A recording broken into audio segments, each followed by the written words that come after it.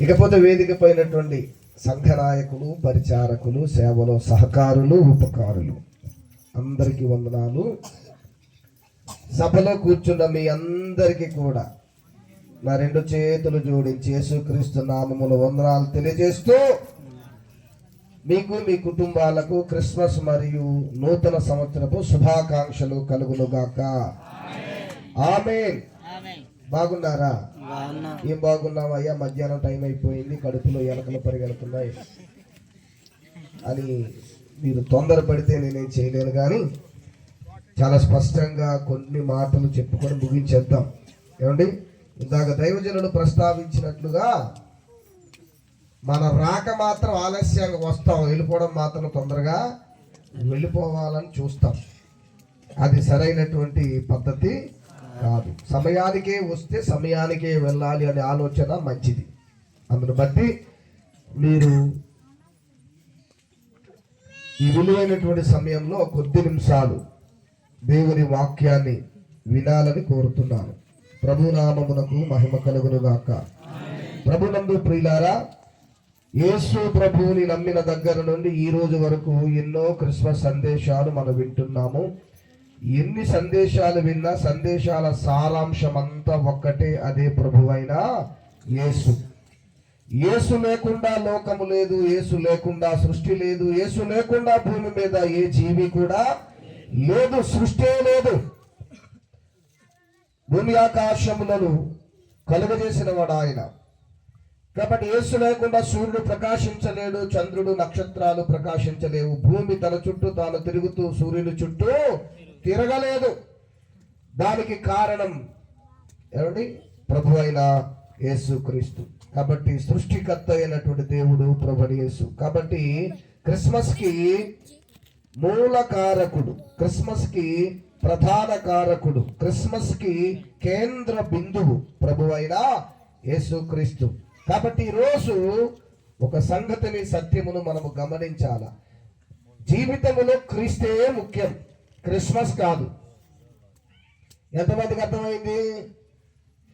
Christmas కాదు ముఖ్యము, క్రీస్తు ముఖ్యము. చాలా మంది క్రిస్మస్ సెలబ్రేషన్ చేసుకుంటారు కానీ క్రీస్తుని పక్కన పెడతారు.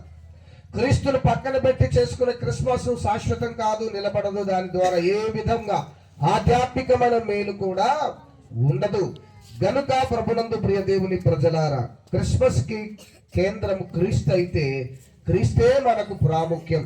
రక్షణ ఇచ్చిన వాడు క్రీస్తు, పాప క్షమాపణ తెచ్చిన వాడు క్రీస్తు, మన కొరకై ప్రాణం పెట్టిన వాడు క్రీస్తు, పరలోకాన్ని ఇచ్చిన వాడు క్రీస్తు, తన మార్గములు నడిపేవాడు క్రీస్తు.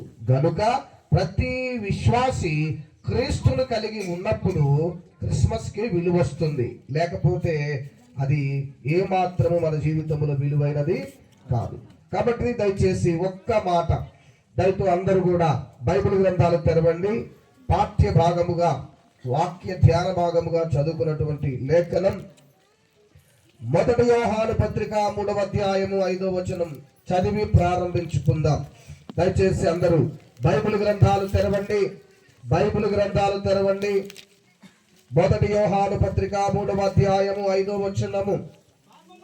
పాపములను తీసివేయుటకై ఆయన ప్రత్యక్షమాయనని నీకు తెలియను, ఆయన యందు పాపమేమీ లేదు. దేవుడి లేఖనముల ద్వారా మనలను దీవించునుగాక. చిన్న ప్రార్థన. పరిశుద్ధుడా, ప్రేమగల మా తండ్రి, జీవము కలిగిన మా రక్షకానికి వందనాలు. మాకిచ్చిన లేఖనమును బట్టి కృతజ్ఞతా స్తుతి వందనాలు మీకు చెల్లిస్తున్నాం. చదవబడిన వాక్య భాగములో నుండి నాతో మాతో మాట్లాడి మా అందరికి కావలసిన సంగతులు, సత్యము అనుగ్రహించుమని, మా మనోనేత్రములు తెరవమని, హృదయాన్ని తెరిచి వాక్యాన్ని గ్రహించే ఆత్మను అనుగ్రహించుమని ప్రార్థిస్తూ మమ్మల్ని మేము మీ చేతికి అప్పగించుకుంటూ, వినగలిగిన చెవులు, గ్రహించగలిగిన మనస్సు మా అందరికి దయచేయమని ప్రార్థిస్తున్నాం.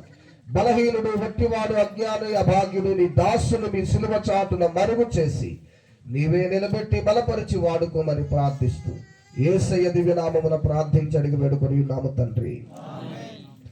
ఆమేన్. ఎంతమంది చెప్పారు ఆమేన్? బలో యేసు మహారాజ్ కి అన్న చెప్తున్నారు.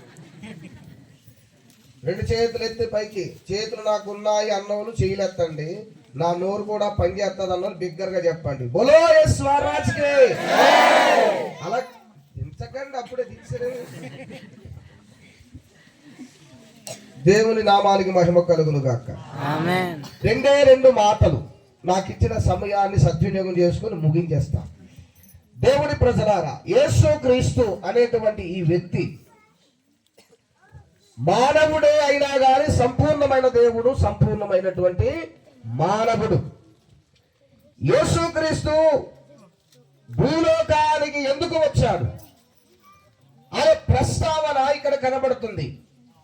ఇందాక చదివిన లేఖనాల ప్రకారం 19:10 లూకాసు వార్త ప్రకారము నశించిన దానిని వెతికి రక్షించడానికి మనిషి కుమారుడు ఈ లోకానికి వచ్చాడు అని రాయబడింది. 1 తిమోతి పత్రిక 1:15 ప్రకారము పాపులను రక్షించడానికి క్రీస్తు యేసు ఈ లోకానికి వచ్చాడు అని రాయబడింది. మత్తయి సువార్త 1:21 ప్రకారము తన ప్రజలను వారి పాపముల నుండి ఆయనే రక్షించును అని రాయబడింది. ఇలా లేఖనాలన్నీ చూస్తే యేసుక్రీస్తు పాపముల నుండి, పాపము చేసిన మనిషిని రక్షించడానికి వచ్చాడని లేఖనం సెలవిచ్చింది. పుట్టాడు అనే దానికంటే వచ్చాడు అనేది కరెక్టు, అవతరించాడు అనేది కరెక్టు, ప్రత్యక్షమయ్యాడు అనేది కరెక్టు. ఇక్కడ మనం చూస్తున్న మాటలో ప్రత్యక్షమయ్యాడు అనే మాట కనబడుతుంది, అవతరించాడు